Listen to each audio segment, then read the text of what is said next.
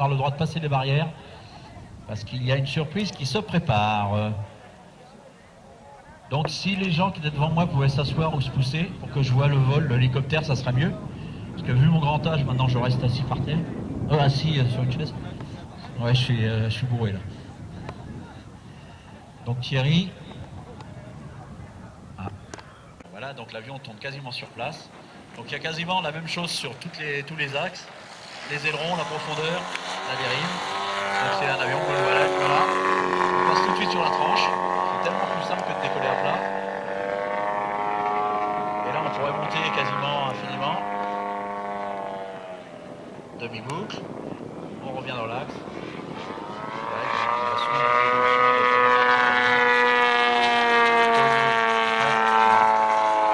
Donc quand on fait ça, il faut travailler sur tous les axes à chaque fois que l'avion tourne, c'est-à-dire qu'il faut donner de la dérive, bien évidemment des ailerons pour le faire tourner, et ensuite de la profondeur pour le maintenir à plat, à nouveau de la dérive dans le sens opposé. Donc c'est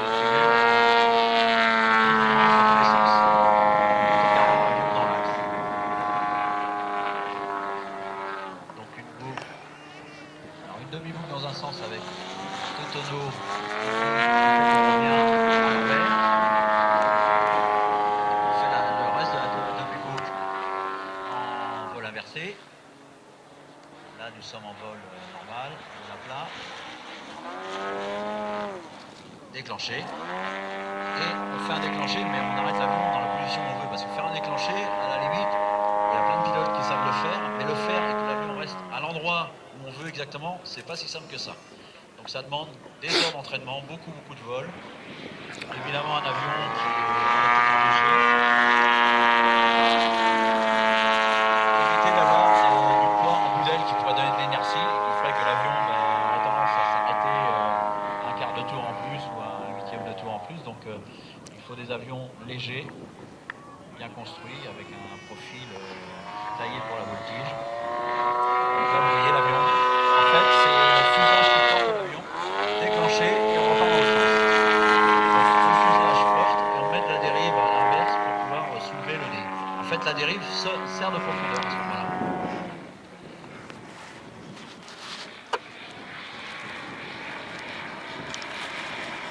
À 100 cm3, donc je ne sais pas quelle puissance ça peut faire, mais ça va être quand même un rapport poids-puissance là aussi très intéressant.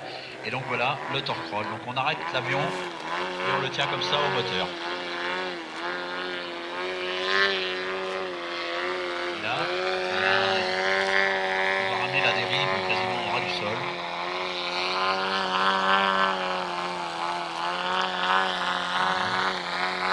On va.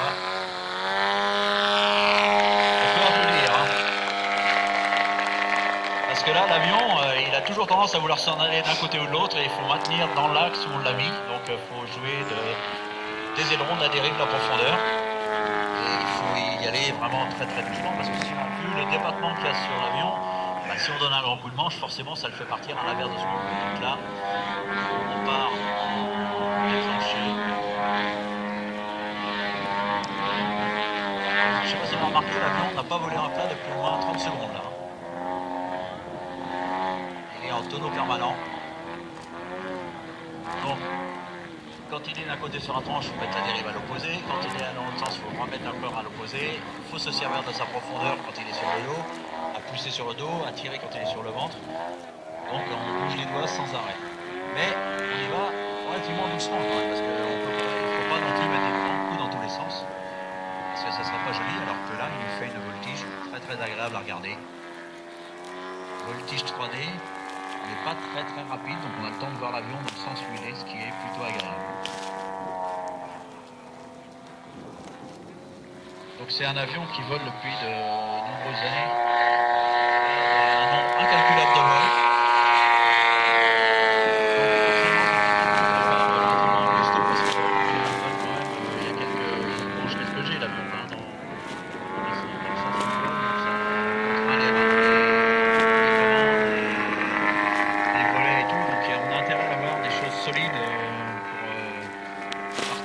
Des cerveaux moteurs pour aller vers les commandes. On a intérêt à avoir des commandes relativement raides et qui ne bougent pas pour que l'avion reste bien dans l'axe dans lequel on l'a mis.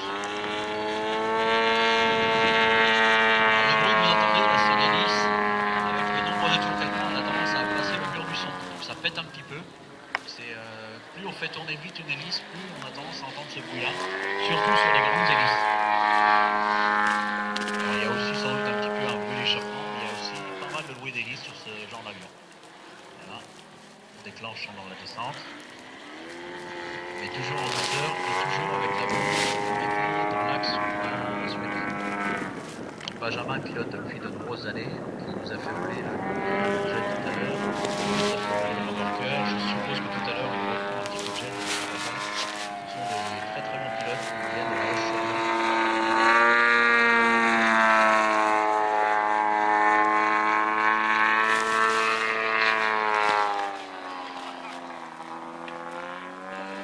Donc les avions au voltige grandeur font à peu près la même chose. Je pense qu'on a quand même, par rapport à eux, un rapport poids-puissance très favorable. Donc c'est ce qui me permet de faire des torque roll, et puis comme tout à l'heure, de rester en équilibre sur le sol, qui se fait en aviation grandeur, mais pas sur des durées très très longues. Parce que il y a quand même le poids de l'avion, voilà, Benjamin nous fait au revoir. Quand les roues de l'avion vont toucher, vous pourrez l'applaudir chaleureusement. Voilà, il continue à nous faire des tonneaux. Donc il a fait 7-8 minutes de vol, mais je suppose qu'il a été plus souvent en tonneau qu'en vol à plat. Et voilà, magnifique atterrissage sur la superbe piste de Saint-Macaire en Mauges. Vous pouvez l'applaudir très très fort. Alors là maintenant on va faire un autre jeu. On va faire voler des trucs, c'est pas des avions, c'est des fers à repasser, enfin c'est des ailes Delta un peu modifiées. Il y a dessus, il y a Astérix, je vois pas l'autre, c'est la gaffe. Et Christian, c'est quoi toi? Astérix, mais je vois pas d'ici. Une dérive pour tenir l'axe. Et puis ben voilà, vous voyez Astérix qui passe, là, qui nous fait un joli passage. Obélix qui va revenir vers nous aussi. Donc, alors le troisième, je suppose qu'il est en électrique. Vous voyez, ça a tendance un peu à dandiner parce que comme il n'y a pas de dièdre, que l'aile est toute plate. Donc voilà, alors c'est des passages très près. Donc ce sont des engins en polystyrène, donc il n'y a pas c'est pas d'un coût énorme. Bon, il faut quand même prendre le temps de le fabriquer. Donc vous voyez, ils se courent les uns après les autres. Et c'était pour démontrer qu'en radiocommande, on peut faire voler un peu n'importe quoi. D'ailleurs, Philippe Pelletier, qui a fait voler qui a fait voler le gros pipelant tout à l'heure, faisait voler il y a quelque temps une tondeuse. Alors c'est pareil, hein, c'est quelque chose qui est taillé pour voler, c'est un profil et puis ça a une forme de tondeuse, mais ça a quand même une surface de portance pour que l'avion puisse voler. Vous voyez, ça vole aussi bien à l'endroit qu'à l'envers. Et on se passe, on se frôle. Alors ce qui aurait été rigolo, c'était de faire un cassé de baguette avec ça, mais bon, je sais pas, les préposés aux baguettes n'étaient pas prêts, ou ça sera peut-être pour plus tard. Parce qu'avec ce genre d'engin, hein, casser les baguettes, c'est vrai que c'est très très rigolo. On évite de casser. Donc voilà, Philippe va nous démarrer le moteur de son hélicoptère.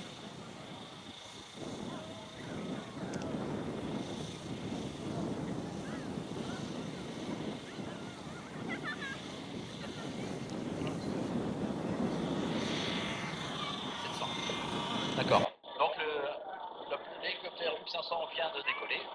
Donc je suppose que Philippe va nous faire, comme tout à l'heure, une démonstration très réaliste, un petit peu comme vol le vrai. Et donc ça aussi, ça demande des heures et des heures d'entraînement. Maintenir un hélicoptère, alors au départ on fait du stationnaire, ça dure un certain temps, tant qu'on n'est pas complètement capable de faire avancer et reculer l'hélicoptère, seulement le stabiliser, parce que ce que je vous expliquais tout à l'heure, c'est qu'un hélicoptère, on le pilote tout le temps, tout le temps. Un avion, on a quand même de temps à autre des moments où on n'incline pas les manches dans un sens. Si l'avion est à plat et qu'on n'a pas besoin de le mettre sur le toit ou sur un côté, eh bien on le laisse voler tranquillement. L'hélicoptère, on est tout le temps obligé de contrer les moindres, les moindres choses qui feraient qu'il va partir d'un côté ou de l'autre. Faut comparer un hélicoptère à une savonnette dans une bassine d'eau. Donc voilà à peu près la stabilité d'un hélico. Donc dessus maintenant il y a plein de choses électroniques qui permettent de stabiliser. Il y a des gyroscopes, il y a des choses qui font que l'hélicoptère a tendance à maintenir son cap. Il n'empêche que ça nécessite beaucoup d'heures d'entraînement pour pouvoir voler comme le fait Philippe. Donc c'est quelqu'un qui aime bien faire voler les hélicoptères radiocommandés comme les vrais. Donc il était dans sa carrière militaire, il était dans les hélicoptères, donc c'est un milieu qu'il connaît très bien. Donc il vient quasiment tous les ans au meeting de Saint-Macaire et tous les ans il nous fait voler de magnifiques maquettes d'hélicoptères, très réalistes. Et pour faire ce genre d'évolution, je peux vous dire qu'il y a quelques heures d'entraînement. Alors, on peut faire de l'entraînement sur un simulateur, on en discutait ce matin, on peut s'apprendre à faire quelques figures sur un simulateur qui sont de plus en plus proches de la réalité, mais c'est pas complètement pareil que le vol réel. On a vraiment des sensations quand on pilote qu'on ne peut pas avoir sur un simulateur. D'abord, on pilote assis devant son ordinateur, ce qu'on ne fait pas quand on est à l'extérieur. On ne ressent pas les courants d'air comme on peut les sentir quand on est en train de piloter son engin. Donc franchement, ça peut aider à dégrossir le pilotage au départ, mais après, c'est vraiment les heures de vol qui font qu'on arrive à piloter tout ce que sont nos engins radiocommandés.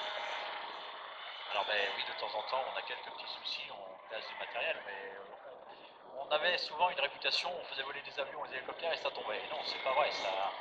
On a depuis maintenant de nombreuses années du matériel très fiable. Et si on entretient son matériel, si on fait attention à mettre des batteries qui fonctionnent bien, si on regarde après chaque vol un petit peu les engins, s'il n'y a pas quelque chose qui est desserré dessus, on peut avoir des avions qui durent très très longtemps. Il y en a plusieurs qui ont volé aujourd'hui, qui ont plusieurs dizaines d'années de vol à leur actif et qui volent toujours. Il faut savoir les entretenir. C'est comme une vieille voiture ou un vieux véhicule, il faut savoir passer du temps dessus pour pouvoir le maintenir en état de vol et pour que ça puisse fonctionner comme on le désire. Donc Philippe, toujours dans son évolution, donc vous voyez, il nous fait des virages serrés par moment, il revient en translation face à nous, il va nous faire un petit stationnaire maintenant.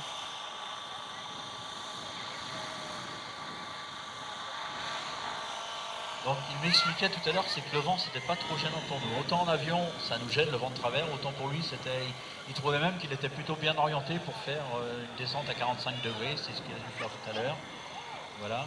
Donc ils sont moins gênés par le vent que les avions. Alors s'il y avait une tempête, bon, on ne fait pas voler l'hélicoptère, mais là il doit y avoir une quinzaine de kilomètres heure de vent, donc c'est complètement confortable pour voler aujourd'hui. Voilà, Philippe pose son hélicoptère et on peut l'applaudir très très fort.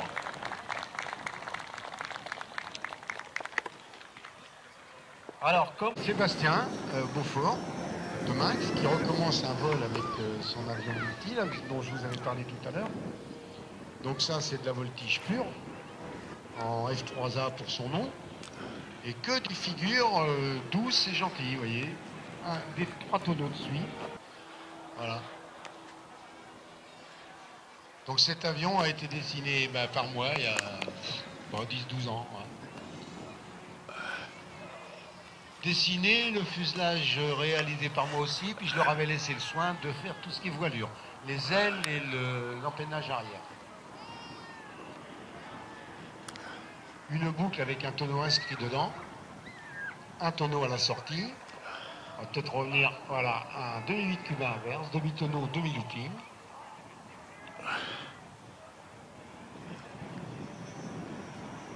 Un passage gentil. Et là on est parti pour un cercle en un tonneau. Donc là, il ne faut pas avoir les doigts engourdis et la tête. Il faut passer toutes les bonnes commandes dans le bon sens au bon moment pour que ça se termine. Ici, il va même faire un 8 avec des tonneaux inscrits. Là, les connaisseurs du pilotage se posent plein de questions sur les commandes à passer. Mais ça devient naturel au bout d'un certain nombre de vols. Le gars, il réfléchit même pas. Il a la tête qui suit les doigts. Maintenant, si vous voulez. Il y a 2 jeunes du club aussi qui veulent voler. Donc on va les faire voler maintenant.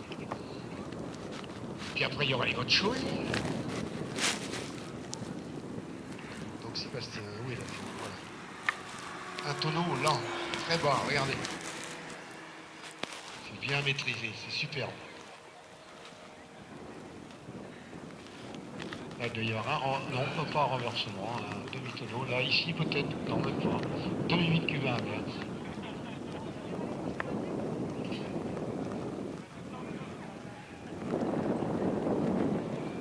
Un tonneau, un 4 facettes peut-être, ou un vol tranche. Un vol tranche, voilà.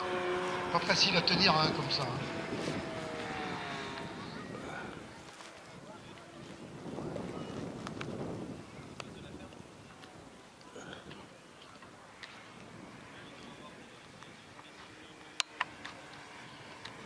Stani, si vous voulez y aller après ça, vous y allez. Hein. Moi, il n'y a pas de souci, hein, là, tout le monde est...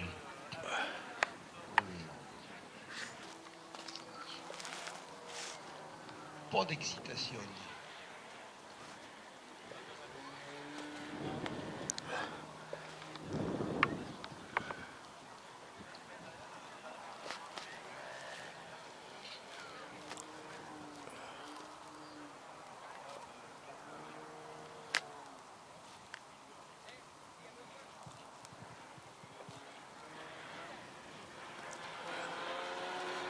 Encore un passage tranche.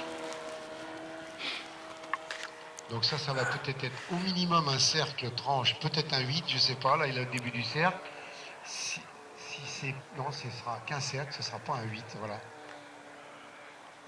Et là il le termine devant lui. Et il va le remettre peut-être à plat par ici, là, toc, devant le pilote. Donc tout ceci dans un angle ouvert à 120 degrés et tout doit se passer dedans en voltige. Ce qui serait bien, c'est que toutes les catégories de gens qui font voler des avions arrivent à voler dans un espace réservé, comme si c'était devant un écran en fait, voilà. Sans se perdre en 3D.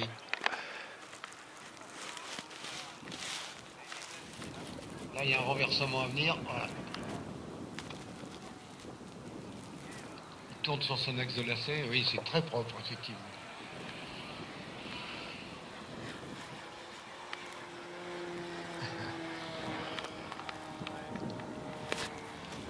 Un tonneau en cercle, enfin un cercle en tonneau, pardon.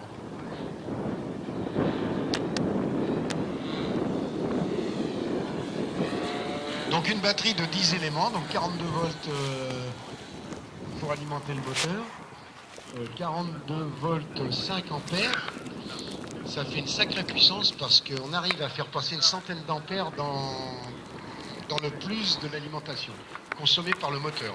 Voilà, il nous dit au revoir, salut, un petit tonneau derrière, re-salut, super, tu nous poses ça sur des œufs, voilà, sans casser les œufs, effectivement. Mais ça fait partie du jeu, on casse pas les œufs. Voilà. Voilà. Alors, il y a un interlude juste derrière l'avion. Bravo Sébastien. Vous pouvez y aller, hein. Bravo à lui. Merci encore. Donc là, il y a un truc pour les dames, on m'a dit.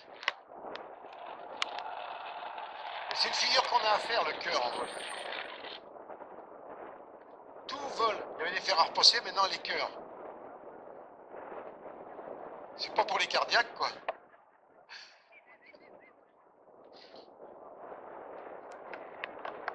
Allez Philippe, ça restera devant par là-bas.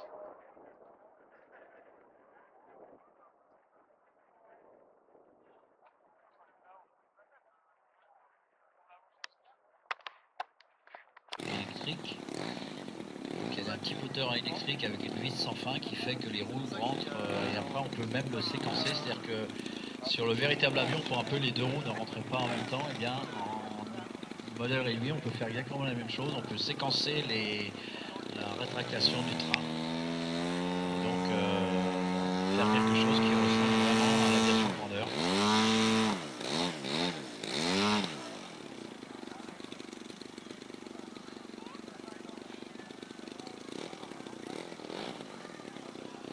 Donc au décollage, le P40 piloté par Nicolas du club de Cholet. Voilà, le Stuka vient de démarrer.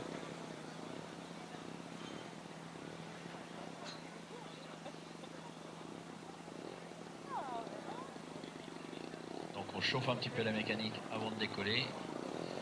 On fait une petite pointe, on met le moteur plein pot pour voir si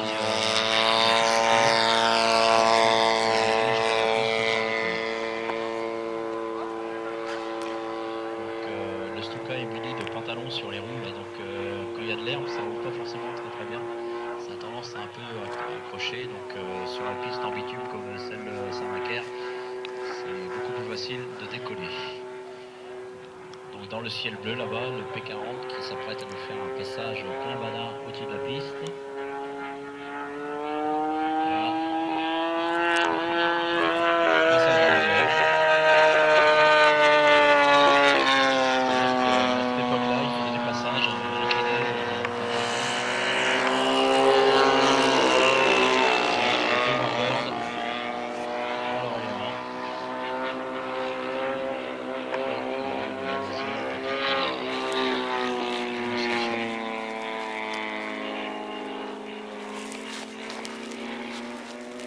passage pleine vitesse au-dessus de la piste.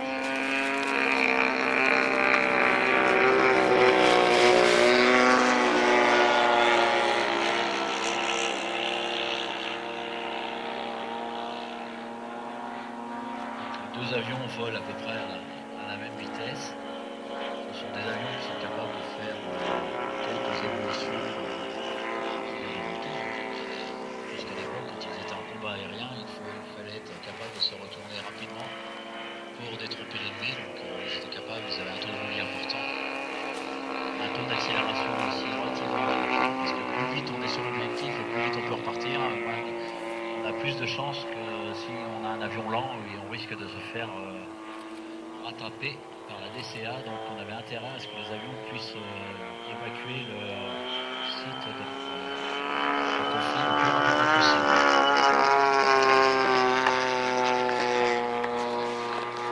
C'était bien, hein? Hein? Oh, ça c'est extraordinaire. Alors ils se courent les uns après les autres, n'est-ce pas? Imitation de chasse.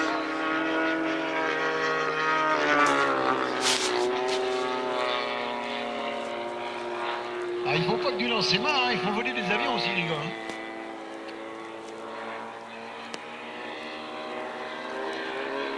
Un passage sous terre.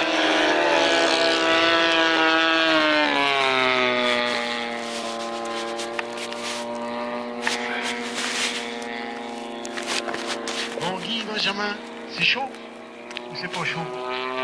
Guy, c'est chaud? Donc on va finir par avoir quand même les deux jets en vol de patrouille. Donc ça c'est quelque chose que vous n'avez pas encore vu. Ça va dire.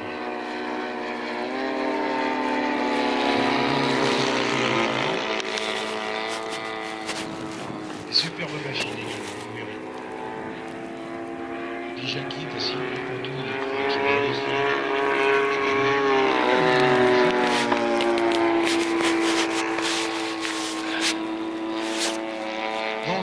J'espère que tous les présents en pilote ont fait évoluer un modèle. Hein. C'est pour eux, c'est pas pour moi. C'est pour le public et pour eux.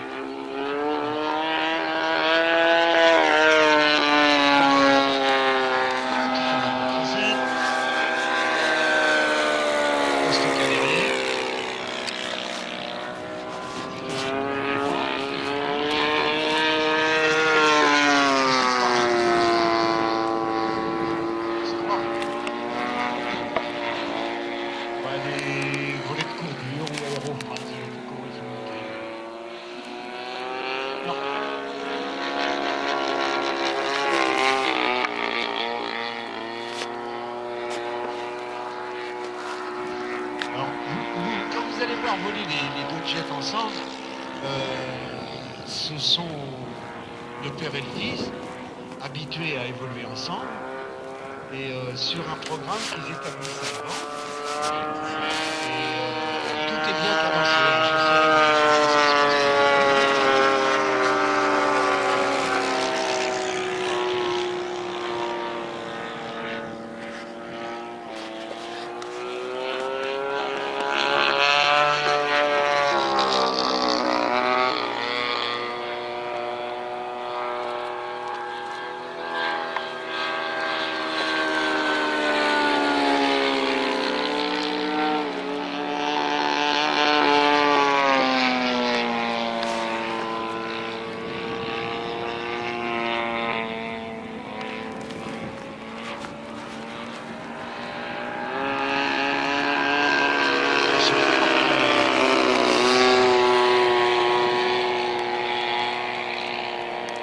Qui vole un peu plus vite que l'autre quand même, mais plus loin là-bas.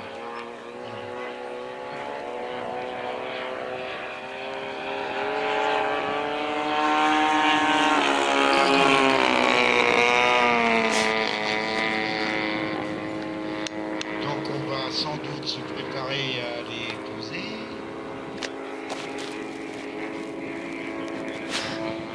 Autant que Guy et Benjamin arrivent en piste, on fera évoluer après les deux jeunes du club, et on fera une clôture avec les deux gros avions, on en avait parlé. À moins que ce soit Jackie, on va voir comment ça s'annonce.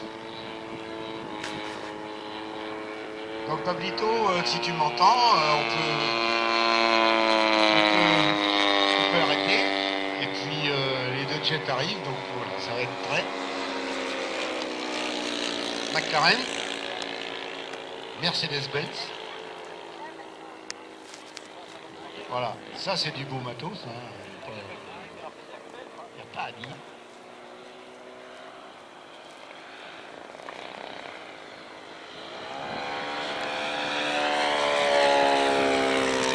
Voilà, atterrissage, T40. Le Stocker va arriver derrière. Le T40 va lui libérer la piste, donc de manière à ce qu'il n'y ait pas d'accident au sol, ça sert à rien du tout. Donc ils attendent que vos applaudissements, ces gens-là, parce que ils travaillent, ils sont... Voilà. C'est super, moi je les ai vus progresser d'année en année, enfin hormis Alain Chéry qui est un vieux pilote comme moi, mais c'est bien, il nous faut voir de belles choses. Il est plus jeune que moi, mais c'est quand même un vieux pilote, un moins vieux que moi. Moi ça fait que 65 ans que je pilote, voilà. Hop, hop, hop, hop, hop, check, posé. Bravo. Allez, applaudissez-les encore. Hein. Merci les gars. Et quand vous organisez, on va chez vous. Vous avez peut-être reçu le message, mais bon.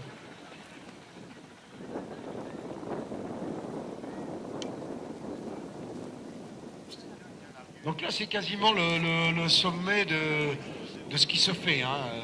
Je ne peux pas cacher le truc.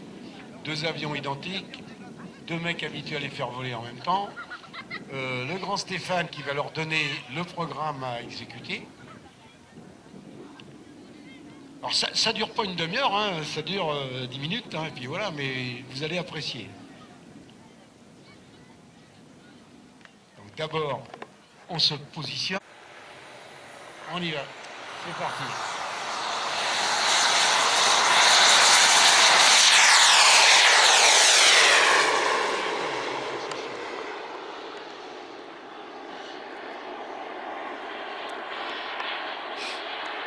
C'est chouette, ça.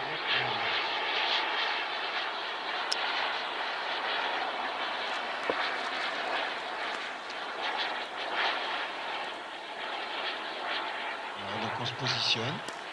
Puis maintenant, Stéphane va leur annoncer ce qu'ils ont prévu de faire ensemble. Alors je vais essayer de vous le dire. Là. Il y a un passage, d'accord.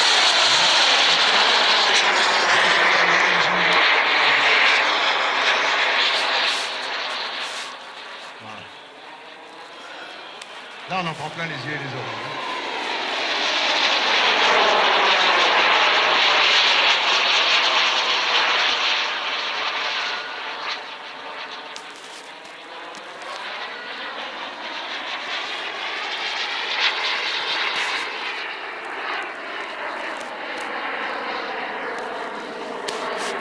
Ça, c'est le demi-8 que bien inversé. Bien fait ensemble. Donc, on s'aligne. On s'aligne. Allez. Voilà. On y est. On a une vitesse. Et un tour. On tombe. C'est bien fait. Super. Et là, demi-8 cubain normal. Là, on va revenir en demi-tonneau. Là, on finit son demi-tonneau.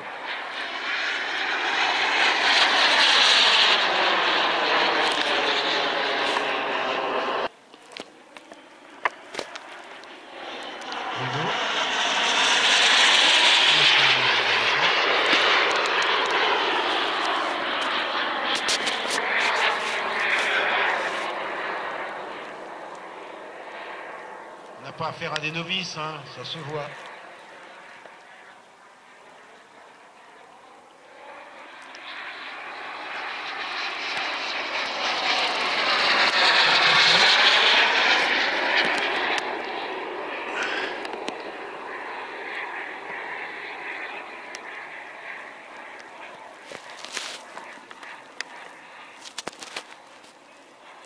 Voilà, et là, il va y avoir un passage à l'anglaise, dans l'autre sens.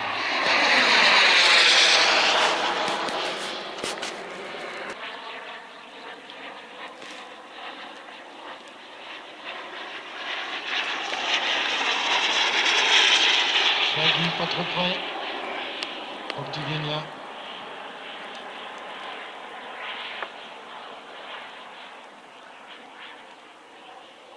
Faut que tu restes là-bas.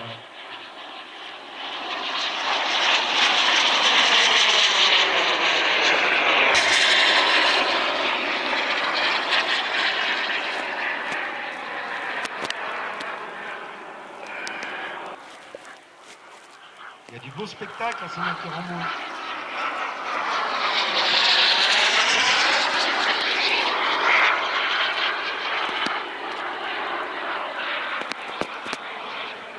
Oh, c'est une vitesse de vol qui est au-dessus de 150 à l'heure quand ils sont en pleine vitesse.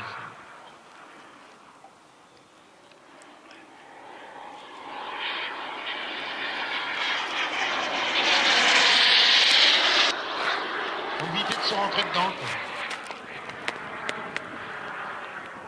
Pour plein de raisons.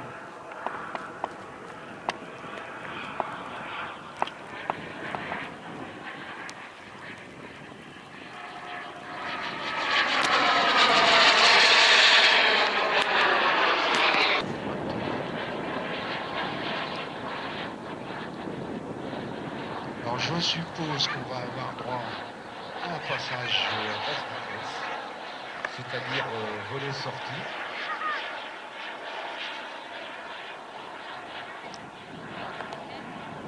On est tous les deux bien alignés. Voilà le passage à basse vitesse des deux jets. Pas super ça?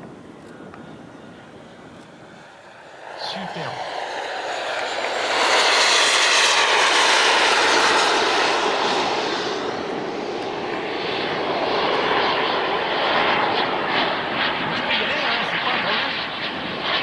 Pas. Et là on fait un vol en miroir, c'est-à-dire qu'il y en a un qui est en vol droit et l'autre en vol gauche, normalement l'un au-dessus de l'autre. Alors il faut gérer la vitesse, c'est le plus compliqué dans ce genre de manip. Arriver à les vitesse. Ça c'est bien.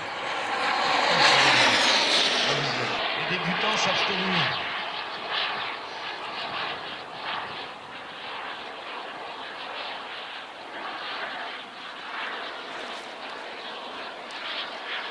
Donc ça s'est super bien passé pour l'instant.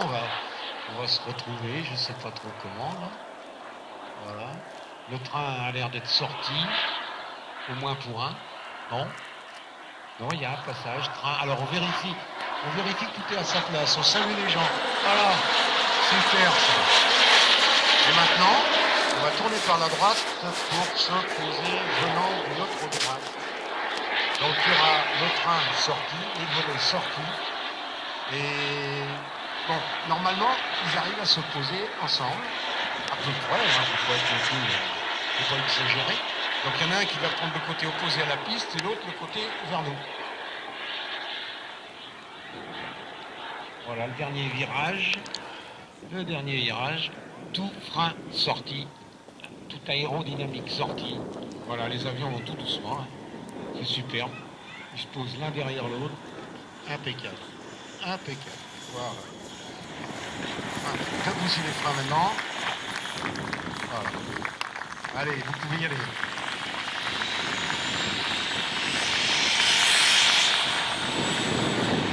Voilà, quand on est expert en la matière, ben ça vous donne ça.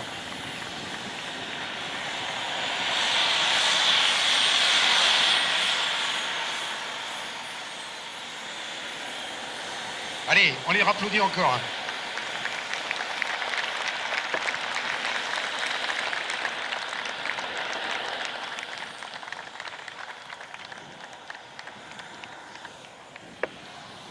Alors effectivement, après, on va faire passer les petits jeunes du club. Pas pareil. Bon moteur en étoile dessus. Et donc qui est capable de faire une voltige très rapide et très saccadée. Comme la voltige moderne en aviation grandeur. Voilà. Qu'il y a au décollage. Donc, comme on a fait de travers, on se sert de la diagonale de la piste pour être plus près du vent. Ça évite que l'avion ait tendance à faire girouette et se mettre dans le vent. Il Puis après, une fois qu'on a la puissance moteur, bon, c'est vraiment les quelques mètres qui au départ sont délicats quand on décolle. Donc là, Kylian vient de nous faire un tonneau. Alors le tonneau, c'est une figure qui est assez facile à faire, sauf qu'il faut quand même un peu contrôler l'avion.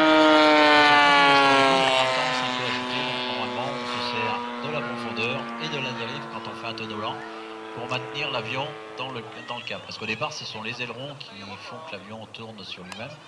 Mais pour le contrôler, voilà, donc il nous a fait un petit déclenché en haut. Vol tranche. Donc là, comme tout à l'heure, c'est le fuselage qui sert d'aile à ce moment-là, la dérive qui sert de profondeur, et la profondeur qui sert de dérive pour éloigner ou rapprocher l'avion du pilote. Voilà, on grille.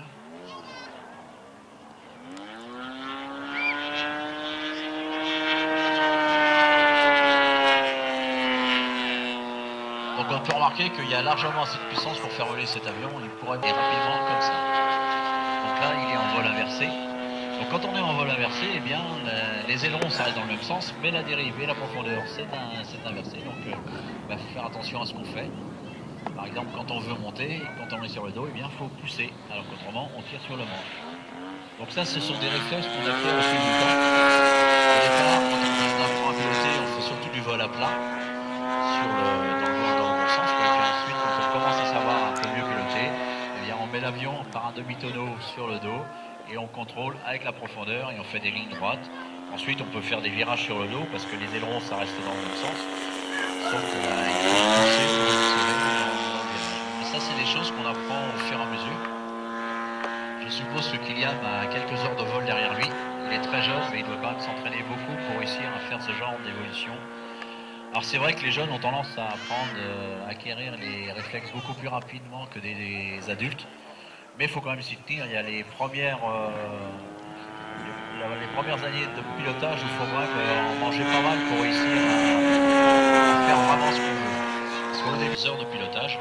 Donc à Saint-Macaire, je crois savoir que tous les mercredis, il y a des vols d'entraînement, il y a des collages pour les jeunes. Et donc c'est un moyen d'apprendre à piloter les avions. Et c'est vraiment un passe-temps passionnant.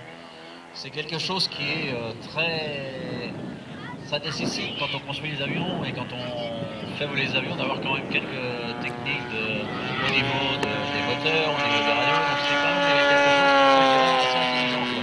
On n'est pas seulement des gens, des presse-boutons, mais on a quand même une certaine dextérité à avoir pour pouvoir réussir à faire voler nos avions et les ramener entiers au moment de l'atterrissage. Donc il faut y passer beaucoup de temps, on passe du temps dans l'atelier, on passe du temps à s'entraîner pour réussir à faire ce qu'on a envie de faire avec nos avions. Mais c'est un passe-temps très passionnant, et c'est pas si onéreux que ça si on sait se limiter, parce que évidemment, si on regarde les catalogues ou internet, tous les vendeurs de matériel, eh bien on peut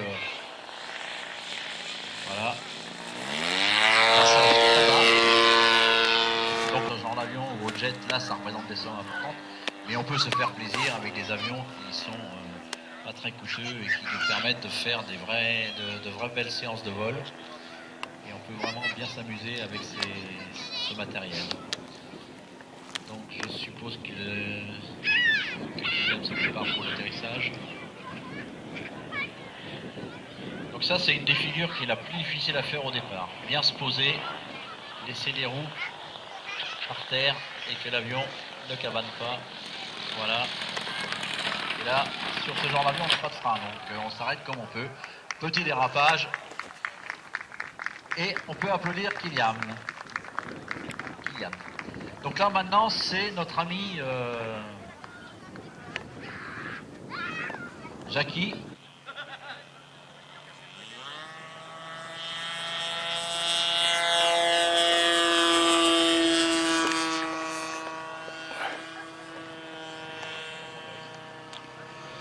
Donc le laser est décollé.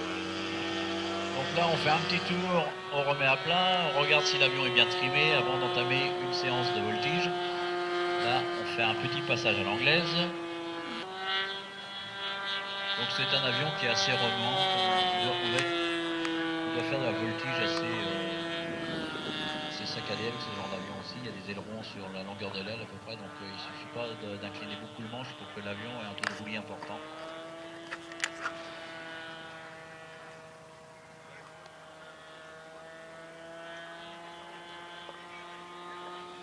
Et ensuite, après le vol du laser, nous aurons le PT-17. Ah oui, c'est la même chose. Le gros biplan à Philippe Pelletier qui est déjà démarré avec un moteur 4 temps, un moteur en étoile. Donc là, c'est vraiment une mécanique très particulière en 250 cm3. Donc là, c'est déjà un gros moteur.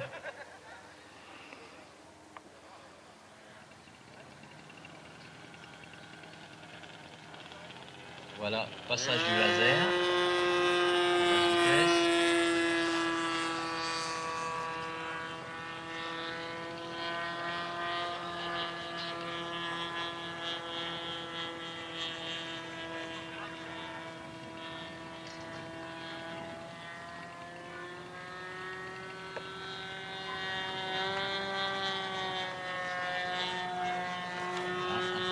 Joli tonneau avec le laser.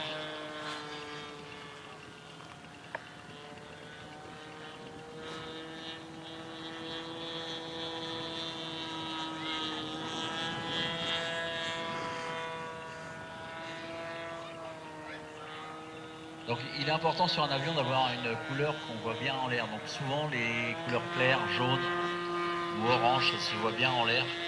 Là on a de la chance, le ciel est bleu, mais quand le ciel est blanc, il faut qu'on soit en capacité de bien voir nos avions tout pendant le vol. Donc souvent il y a des couleurs assez vives sur nos avions, ça permet de les voir plus facilement en l'air.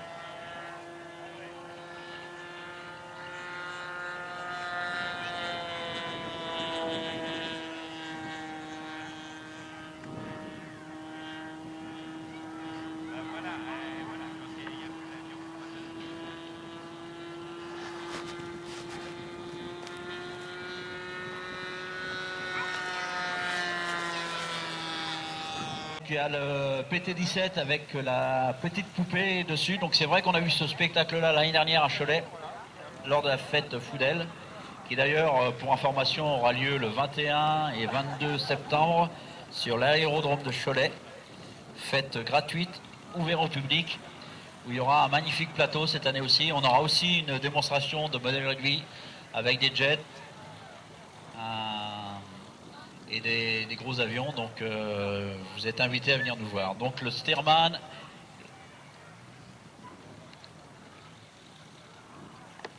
donc Stani a réalisé son avion entièrement, et je crois que c'est aussi le constructeur du PT-17. En fait, les deux avions qui volent ensemble ont été construits par le pilote qui se trouve à notre droite là. Le deuxième avion à décoller, c'est lui le constructeur des deux avions. C'est un très fin constructeur, un modéliste de longue date. Voilà. Alors il me disait tout à l'heure, on va voler ensemble, mais moi mon avion va beaucoup moins vite que celui de Philippe. Donc Stani, il suffit que tu coupes les virages et puis comme ça tu pourras te retrouver devant lui. Et puis peut-être que Philippe va diminuer le régime, va peut-être ralentir par moment pour que tu puisses le rattraper. Voilà, donc les deux pilotes se mettent l'un à côté de l'autre pour pouvoir se parler, parce que quand on vole à plusieurs comme ça, il est important de savoir ce que fait son compagnon de vol pour ne pas se retrouver au même endroit et au même moment et qu'on risque une collision, parce que le ciel est grand, mais ça peut arriver, donc il faut mieux éviter, surtout sur des jolis engins comme ça. Donc le PT-17 qui va nous faire un passage plein pot. Donc la poupée, elle n'a pas très chaud sur la fin. Je peux vous dire qu'elle doit être complètement frigorifiée.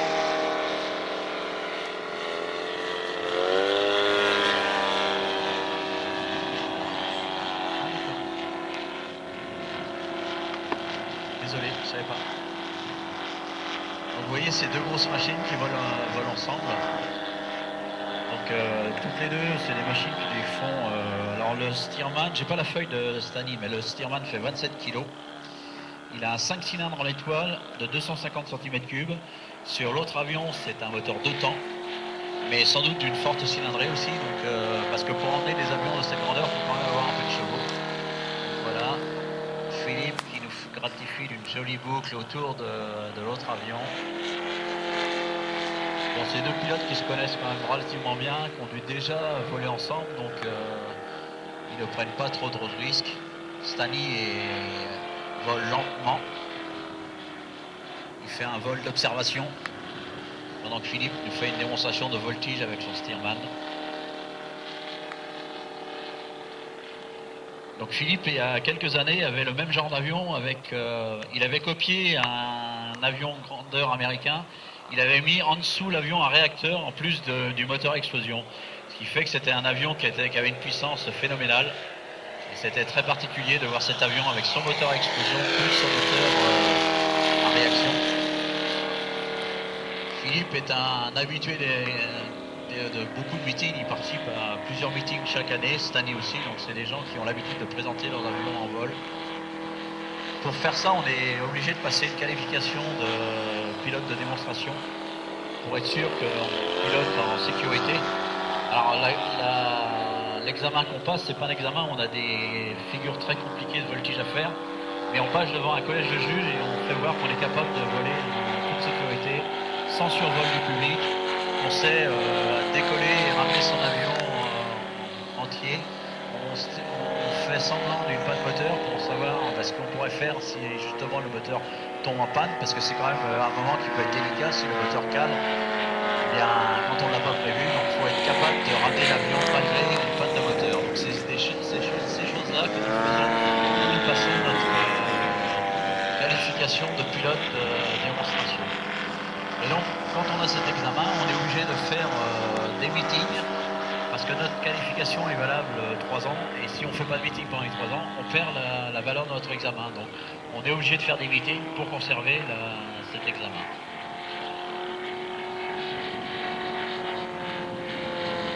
Voilà, magnifique boucle du Stearman PT-17. Donc Stani m'expliquait ce matin que dans le temps, il s'amusait à faire des tonneaux avec son avion, mais il avait vu que ses ailes n'ont pas de clé d'aile à l'intérieur, donc c'est tenu par les haubans en dessous. Donc il s'était aperçu qu'en faisant des tonneaux, il abîmait l'avion, donc depuis il ne fait plus que du vol à plat. D'ailleurs, le véritable avion ne fait pas non plus de voltige. Donc bon, comme c'est une maquette quasiment exacte, eh bien on vole comme le vrai. Et vous voyez que ça peut avoir un vol relativement lent. Et alors avec ses carénages sur ses roues, là c'est vraiment un avion magnifique. Je ne sais pas si vous l'avez vu de près dans le parc, mais c'est vraiment une très belle réalisation. C'est vraiment des très très bons modélistes qui ont des avions d'une très belle... enfin très très beau. Voilà, atterrissage du PT-17. Voilà. Alors là, il fait ça parce qu'en fait, je vous explique, le vent est de travers. Et le biplan, c'est vraiment un avion qui n'aime pas beaucoup le vent de travers. Il a tendance à toujours vouloir se mettre dans le vent. Donc Philippe a réussi à le maintenir quand il était sur ses roues. Puis après, il a fait une sorte de tête à queue et il se met face au vent. Donc je suppose qu'on va dégager l'avion avant que Stani se pose. Voilà, Philippe dégage la piste. Donc tu peux te poser derrière, Stani. Eh bien, on peut les applaudir parce que faire voler des gros avions comme ça, c'est pas forcément très facile. Donc, bravo et merci. Les pilotes de la région, de la Loire-Atlantique, je ne sais pas trop d'où ils viennent. Christian, je te passe le micro.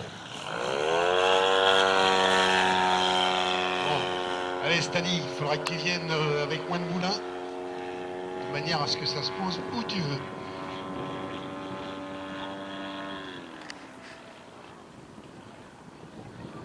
Va plus loin par là-bas. Avance. Avance encore. Ah. Ah.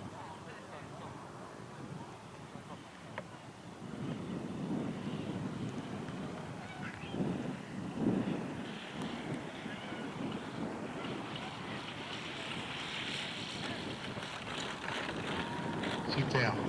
Voilà. Pas facile, vent de travers, à arrêter l'avion à l'endroit où on veut. Allez, bravo, Stani. Vent de travers direct. Heureusement qu'il n'est pas plus fort.